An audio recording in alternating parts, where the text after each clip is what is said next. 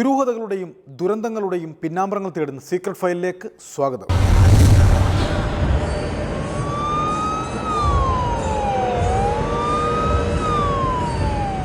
വീണ്ടും ഒരു പെൺകുഞ്ഞു കൂടി ആത്മഹത്യ ചെയ്തിരിക്കുന്നു. അതും കൊടിയ പീഡനത്തെ തുടർന്ന്. സംഭവം നടന്നത് കരുനാഗപ്പള്ളിക്കടുത്തുള്ള കുലശേഖരപുരം എന്ന ഗ്രാമത്തിലാണ്. ഈ സംഭവത്തിൽ പ്രതികളായി മാറിയിരിക്കുന്നത് കുട്ടിയുടെ അമ്മയും കാമുകനും.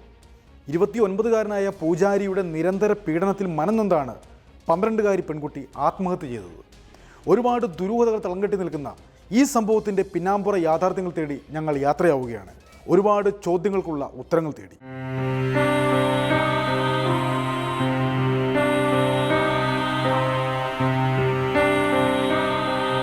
മുറ്റത്തെ മാവിൽ ഇക്കുറി നന്നായി മാങ്ങ കാച്ചു. എല്ലാ കൊല്ലവും ഇത്രയും അധികം കായ്ക്കുന്നതല്ല. പകുതിയും വിളഞ്ഞു പഴുത്തു കിടക്കുന്നു. എവിടെ നിന്നോ ഒരു കാറ്റ് ആഞ്ഞു വീശി. മുറ്റത്ത് മാമ്പഴങ്ങൾ ഇടവിടാതെ പൊഴിഞ്ഞു വീണുകൊണ്ടേയിരുന്നു.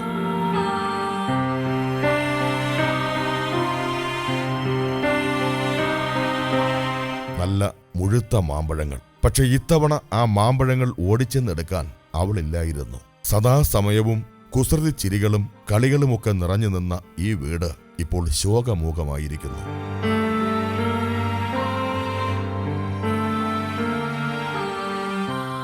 വീട്ടുകാർ വീട് ഉപേക്ഷിച്ചു തന്നെ പോയിരിക്കുന്നു. അവൾ ഉണ്ടായിരുന്നെങ്കിൽ ഇപ്പോൾ ഓടിയെത്തിയനെ. ഒരൊറ്റ മാമ്പഴം പോലും ബാക്കി വയ്ക്കില്ലായിരുന്നു. അത്രയ്ക്കിഷ്ടമായിരുന്നു അവൾക്ക് മാമ്പഴങ്ങൾ.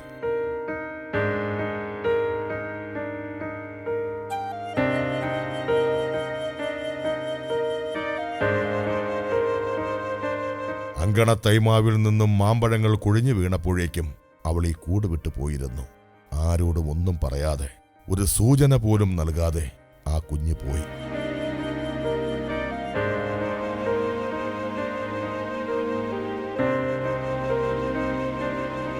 പറമ്പിലുള്ള മാവിൻ ചുവട്ടിൽ തന്നെ അവളെ അടക്കി.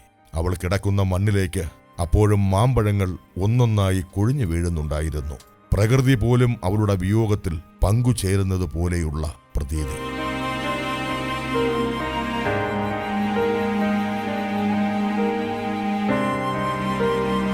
പിന്നെ ഇവിടത്തെ വീടുകളിലെ സ്ഥിതി വേറെ. ഒരൊറ്റ വീട്ടിലും ആളനക്കത്തിന്റെ ലക്ഷണങ്ങൾ കാണാനില്ല. എല്ലാ വീടുകളും അടഞ്ഞു തന്നെ കിടക്കുന്നു. ഞങ്ങളെ കണ്ട് ചിലർ ഓടിപ്പോയി എങ്ങോട്ടോ മറഞ്ഞു. ആകെ ശ്മശാനമുഖമായ ഒരു അന്തരീക്ഷം.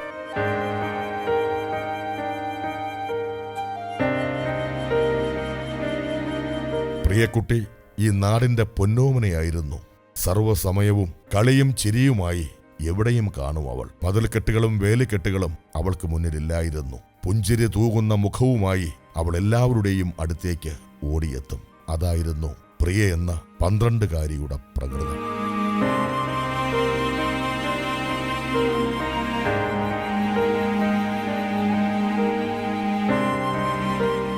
എങ്ങനെ മരിച്ചെന്ന് വിചാരിച്ചു കഴിഞ്ഞാൽ നമുക്ക് ആർക്കൊന്നും വിശ്വസിക്കാൻ വയ്യ. അപ്പോൾ കൊച്ചിൻ്റെ കിടപ്പ് മുട്ടാലെ കിടക്കുക. താടി മറ്റേ ജനലിൻ്റെ താഴ്ചത്ത് മുട്ടിയിരിക്കുക. മുട്ടുകാല ഇങ്ങനെ കിടക്കുകയാണ്. കൈ രണ്ടും നേരെ കിടക്കുക. കൊച്ചു സ്വയം മരിച്ചതെന്ന് എനിക്ക് അന്നേരം വിശ്വസിക്കാൻ വയ്യായിരുന്നു. അപ്പോൾ പോസ്റ്റ്മോർട്ടം പഠനം കുട്ടി തന്നെ ചെയ്തിട്ടുള്ള ആളാണ് അറിയപ്പെടുന്നത്.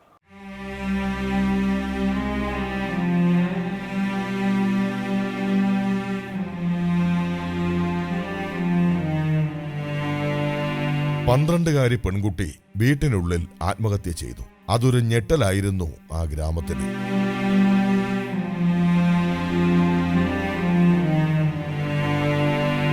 ആർക്കും ഉൾക്കൊള്ളാൻ കഴിഞ്ഞില്ല ആ വാർത്ത. ആ കുഞ്ഞ് ആത്മഹത്യ ചെയ്യുമോ? ആത്മഹത്യയെപ്പറ്റി ചിന്തിക്കാനുള്ള പ്രായം പോലും ആയില്ലല്ലോ അവൾക്ക്. എന്താണ് സംഭവിച്ചതെന്ന് ആർക്കും ഒരു രൂപവും കിട്ടിയില്ല.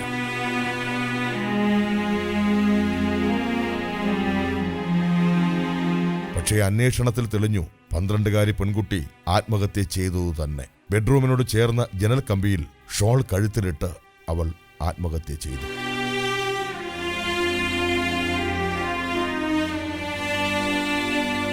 വിട്ട് കഴിഞ്ഞ് പിന്നെ സംശയമുള്ള ഓരോരുത്തർ അയൽക്കാരെയും നാട്ടുകാരെയൊക്കെ അവർ വിളിച്ചുകൊണ്ട് പോയി. പോലീസുകാർ ഭയങ്കര ഇതായിരുന്നു, അവരുടെ കഷ്ടപ്പാടായിരുന്നു. പോലീസിൻ്റെ ഭയങ്കര കഷ്ടപ്പാടായിരുന്നു. അങ്ങനെ പിന്നെ ഇല്ലില്ല, നമുക്ക് ആ രീതി ഒരു സംശയം വരാനുള്ള ഒരു രീതിയും ഇല്ല. ആ പെൺകൊച്ചിൽ നിന്ന് അങ്ങനെയുള്ളൊരു കൊച്ചല്ല. പിന്നെ എന്ത് സംഭവിച്ചു നമുക്കറിയത്തില്ല കാര്യങ്ങൾ.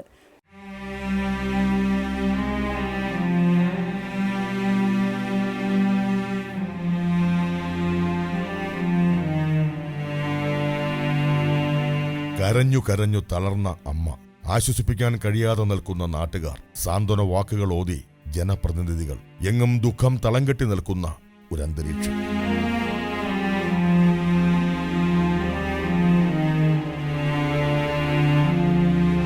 ആർക്കും പരസ്പരം ഒന്നും മിണ്ടാൻ പോലും കഴിയുന്നില്ല. ആര് എന്തു പറഞ്ഞ് ആശ്വസിപ്പിക്കും? അമ്മ ഷൈല കരഞ്ഞ് കരഞ്ഞ് തളർന്നു കഴിഞ്ഞു. ആ കരച്ചിലിന് അല്പായുസ് മാത്രമേ ഉണ്ടായിരുന്നുള്ളൂ എന്നതാണ് സത്യം.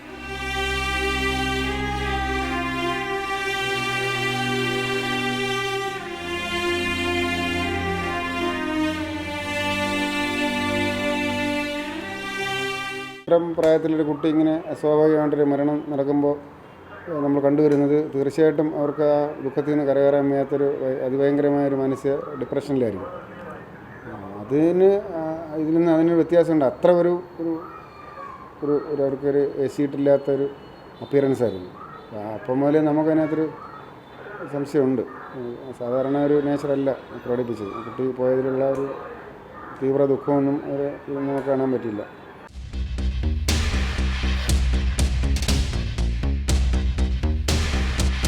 അന്വേഷണ റിപ്പോർട്ട് കിട്ടി. റിപ്പോർട്ടിലെ ഓരോ വാക്കുകളും ഞെട്ടലുളവാക്കുന്നതായിരുന്നു. 12-കാരി പെൺകുട്ടി അതിക്രൂരമാം വിധത്തിൽ പീഡിപ്പിക്കപ്പെട്ടിരിക്കുന്നു. 1-2 പ്രാവശ്യമല്ല, മാസങ്ങളോളം നീണ്ട കൊടിയ പീഡനങ്ങൾ.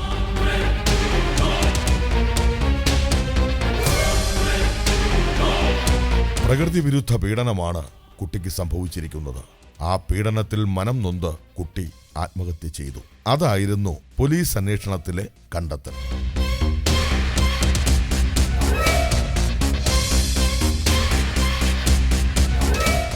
ഈ കുട്ടി ലൈംഗിക അതിക്രമണത്തിന് വിധേയമായിട്ടുള്ളത് പോസ്റ്റ്മോർട്ടം പരിശോധനയിൽ തെളിയുകയും പോസ്റ്റ്മോർട്ടം പരിശോധന വളരെ വേഗത്തിൽ തന്നെ ആ പോസ്റ്റ്മോർട്ടം സർട്ടിഫിക്കറ്റ് അയച്ചു കിട്ടുകയും അതെല്ലാം പരിശോധിച്ച് അന്വേഷണം നടത്തിയതിൽ ഈ കുട്ടി ഈ ലൈംഗിക പീഡനത്തിന് ഇരയായിട്ടുള്ളതായി ബോധ്യപ്പെട്ടുള്ളതാണ്.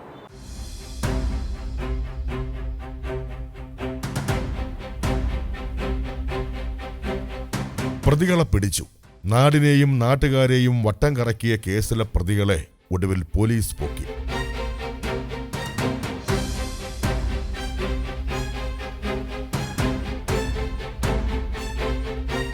പ്രതികൾ മറ്റാരുമല്ല, ജന്മം നൽകിയ അമ്മയും അമ്മയുടെ കാമുകൻ രഞ്ജു എന്ന പൂജാരിയും.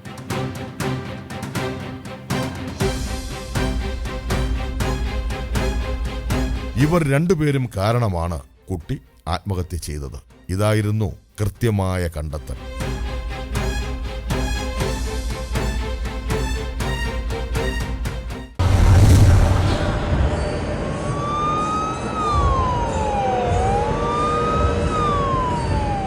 സ്ത്രീകളെ വലവീശി പിടിക്കുന്നതിൽ അസാമാന്യമായ കഴിവുള്ള ആളായിരുന്നു 29-കാരനായ പൂജാരി. അതിൽ 2 ഇരകളായി മാറുകയായിരുന്നു ഷൈല എന്ന അമ്മയും 12-കാരി മകളും. കാണാം കൂടുതൽ ദുരന്ത ചിത്രങ്ങൾ.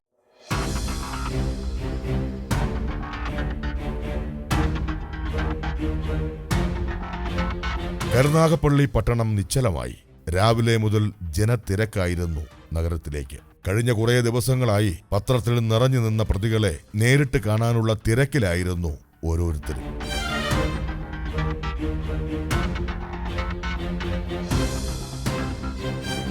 ഒടുവിൽ പ്രതികളെ പോലീസ് വലയത്തിൽ പുറത്തെത്തിച്ചു. 39-കാരി ഷൈലയും 29-കാരൻ കാമുകൻ രഞ്ജുവിനെയും പോലീസ് പുറത്തെത്തിച്ചു.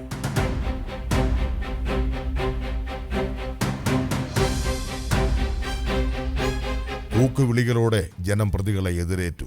ഈ അമ്മയും കാമുകനും ചേർന്നാണ് ഒരു കുഞ്ഞിന്റെ ജീവൻ കവർന്നെടുത്തത്. 12-കാരി പെൺകുട്ടിയുടെ മരണത്തിന് കാരണക്കാരായ 2 പ്രതികൾ.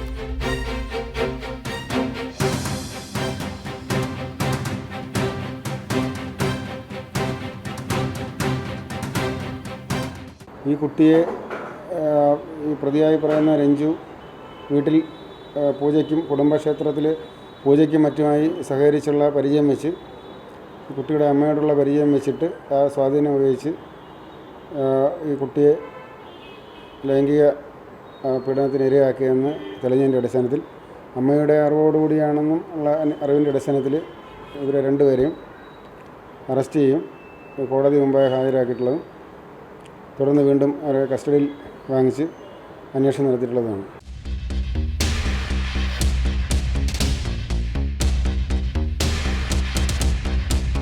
ഇവൻ ആള് ചില്ലറക്കാരനല്ല. ഇക്കാര്യത്തിൽ ഇവൻ ആരെയും കടത്തിവിട്ടും. പ്രകൃതി വിരുദ്ധ ലൈംഗികതയിൽ ആസക്തിയുള്ള മനോരോഗമുള്ള ആളാണ് ഈ പൂജാരി. ഒരേ സമയം അമ്മയെയും മകളെയും പീഡിപ്പിക്കുന്നതിൽ അസാമാന്യ വിരുത് കാട്ടി മകൾ കാമുകനാൽ പീഡിപ്പിക്കപ്പെടുമ്പോഴും പ്രതികരണ ശേഷിയില്ലാതെ ഈ പെറ്റമ്മ കണ്ടുനിന്നു. അപ്പോഴേക്കും അമ്മയെയും മകളെയും ഇവൻ സ്വന്തം വരുതിയിലേക്ക് കൊണ്ടുവന്നിരുന്നു.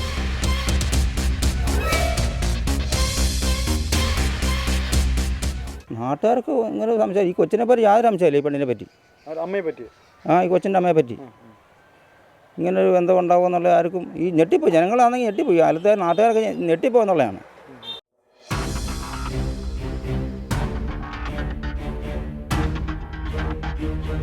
രഞ്ജു ശാന്തിക്കാരനായി ഷൈലയുടെ വീടിന്റെ തൊട്ടടുത്ത ക്ഷേത്രത്തിലെത്തി. ഷൈലയ്ക്കാണെങ്കിൽ ഒടുക്കത്ത ഭക്തിയും. ഭക്തി മൂത്ത് മുടങ്ങാതെ അവർ ക്ഷേത്രത്തിലെത്തി.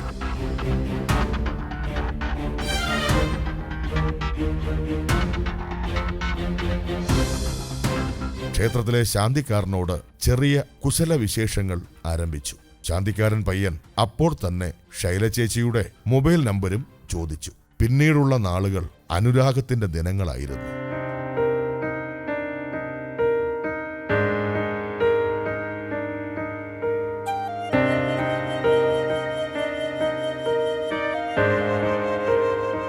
വീടുകളിൽ ഇങ്ങനെ കല്ലിടിയിൽ മറ്റേ ഉത്തരം കൂട്ട് അങ്ങനെയൊക്കെയുള്ള പരിപാടികൾക്കും പോകും. അങ്ങനെ അസിസ്റ്റൻ്റായിട്ട് പോയിക്കൊണ്ടിരിക്കുകയാണ്. അപ്പോൾ ഇവർ കുറച്ച് ഈ പ്രോണാണ്, ഈ ഭക്തിയിൽ ഇത്തിരി കൂടുതൽ ഭക്തി പരവശമുള്ളവർ. അപ്പോൾ അവർ അധിക സമയവും ഭക്തി കാര്യങ്ങളിൽ ചിലവഴിച്ചുകൊണ്ടിരിക്കും. അപ്പോൾ അങ്ങനെ കുടുംബക്ഷേത്രമുണ്ട്, അവിടെയും മിക്കവാറും ദിവസങ്ങളിലൊക്കെ പൂജയും കർമ്മമുണ്ട്. അപ്പോൾ ഇയാൾ അങ്ങനെ അതുമായി ബന്ധപ്പെട്ട് വന്നിട്ട് ആ പരിചയമാണ് ഇവരോട്ട് അടുപ്പാകാൻ കാരണം.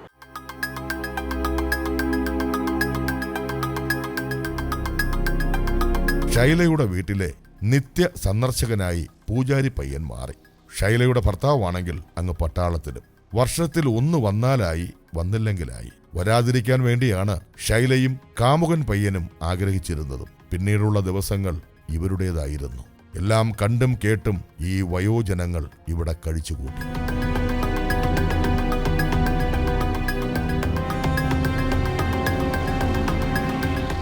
എനിക്കൊരു സംശയമില്ല, ഞാനൊന്നും പറയുന്നതുമില്ല. പറയാൻ എൻ്റെ ആമക്കളെ വിളിക്കണം.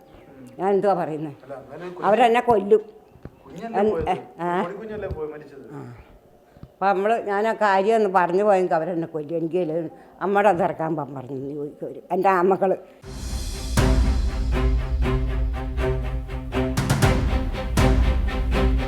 രഞ്ജുവിന്റെ കരസ്പർശം ആദ്യം കുരുന്നിൽ പതിച്ചപ്പോ ആരും അത്ര കാര്യമായി എടുത്തില്ല.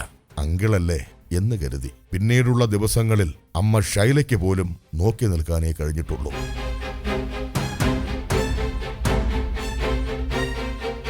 അമ്മയുടെയും കാമുകന്റെയും ലൈംഗിക ചേഷ്ടകളും അവൾ കണ്ടുകഴിഞ്ഞു. ആ കുഞ്ഞ് ഇതിനോടകം നിരവധി തവണ പീഡിപ്പിക്കപ്പെട്ടിരുന്നു. പിന്നീട് അവളുടെ മുന്നിലുള്ള വഴി മരണം മാത്രമായിരുന്നു. അവൾ അത് ചെയ്തു.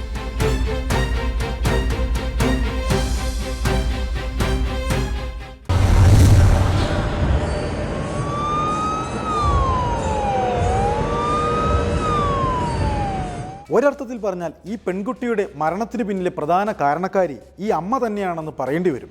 കാരണം കാമുകനെ വീട്ടിലേക്ക് ക്ഷണിക്കുന്നതും അയൽക്കാരുമായിട്ടുള്ള ബന്ധങ്ങളെല്ലാം അവസാനിപ്പിച്ചതും ഈ സ്ത്രീയുടെ തന്ത്രങ്ങളായിരുന്നു. കാണാം കൂടുതൽ വിചിത്രമായ കാഴ്ചകൾ.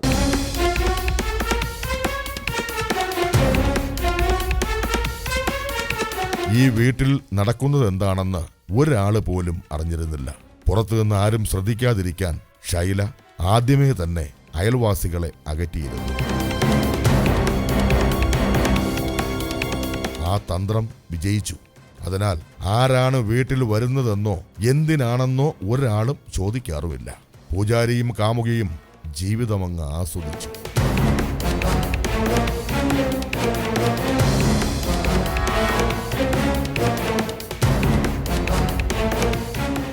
ആ പെണ്ണ് വെറും ശാന്തമായിട്ടുള്ള രീതിയിൽ സംസാരമായാലും പെരുമാറ്റമല്ല എല്ലാം വെറും ഇതായിട്ടുള്ള രീതി. അതുകൊണ്ട് ആർക്കും സംശയം തോന്നേണ്ട ഒരു രീതിയും വന്നിട്ടില്ല.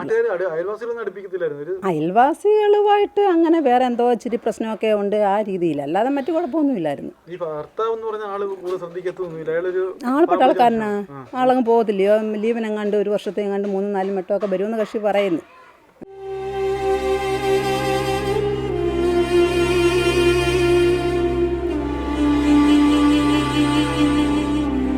പ്രിയമോൾ തളർന്നുപോയി.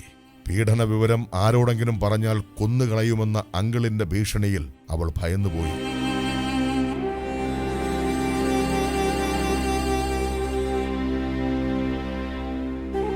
അതുകൊണ്ട് തന്നെ അവൾ ആരോടും ഒന്നും പറഞ്ഞില്ല. സ്വന്തം അമ്മയോട് പറഞ്ഞിട്ട് കാര്യമില്ലെന്നും മനസ്സിലായി. വീട് നോക്കേണ്ട അച്ഛൻ സ്ഥലത്തുമില്ല. ആ കുരുന്നിന്റെ മുന്നിൽ ഒരു ഉത്തരവും കിട്ടിയില്ല.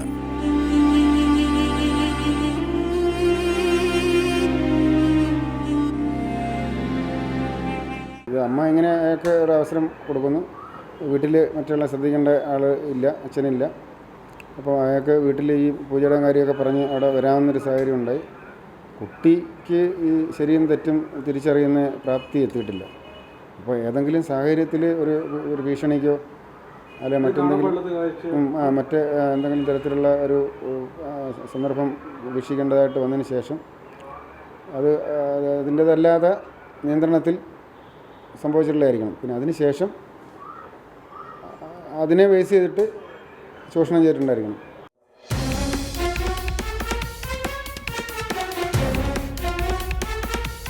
എല്ലാവരും കിടന്നുറങ്ങി. നേരം പാതിരാത്രി കഴിഞ്ഞു കാണും. പക്ഷേ അവൾ മാത്രം ഉറങ്ങിയില്ല.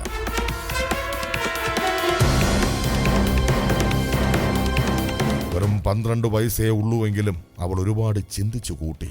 ആ കുരുന്നിന്റെ വേദന ആരും അറിഞ്ഞിരുന്നില്ല.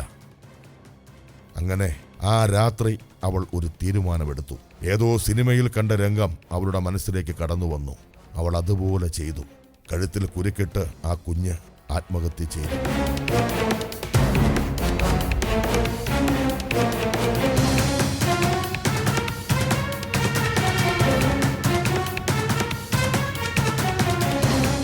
അപ്പോൾ ഈ ആനുകാലികളിൽ മിക്കവാറും കേസുകൾ ഉണ്ടായിട്ടുണ്ടിരുന്നു. അപ്പോൾ അതിനെ തൊട്ട് മുമ്പാണ് കുണ്ട്ര കുട്ടി ചെയ്ത്. ആ കുട്ടിക്ക് 10 വയസ്സേ ഉള്ളൂ. ഈ കുട്ടിക്ക് 12 വയസ്സുണ്ട്. അപ്പോൾ 10 വയസ്സുള്ള കുട്ടിക്കും ഈ അറിവ് എവിടെ നിന്നാണ് കിട്ടുന്നതെന്നുള്ളതാണ്. ആത്മഹത്യ ചെയ്യുന്നതിനെക്കുറിച്ച് ഒരു ഐഡിയ പോലും ഇല്ലാത്ത ഒരു ഏജാണ്.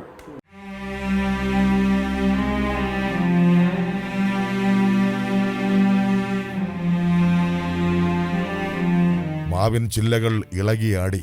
മാമ്പഴങ്ങൾ ഇടതടവില്ലാതെ ഇറന്നു വീണുകൊണ്ടേയിരുന്നു. പക്ഷേ മാമ്പഴങ്ങൾ പറക്കുവാൻ ഓടിയെത്തേണ്ടവൾ ഈ മണ്ണിലുറങ്ങുന്നു.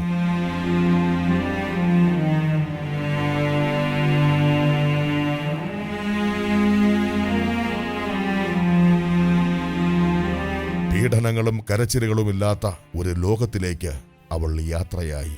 ഒരു കുരുന്ന് ജീവിതം ഈ മാവിൻ ചുവട്ടിൽ അവസാനിച്ചു.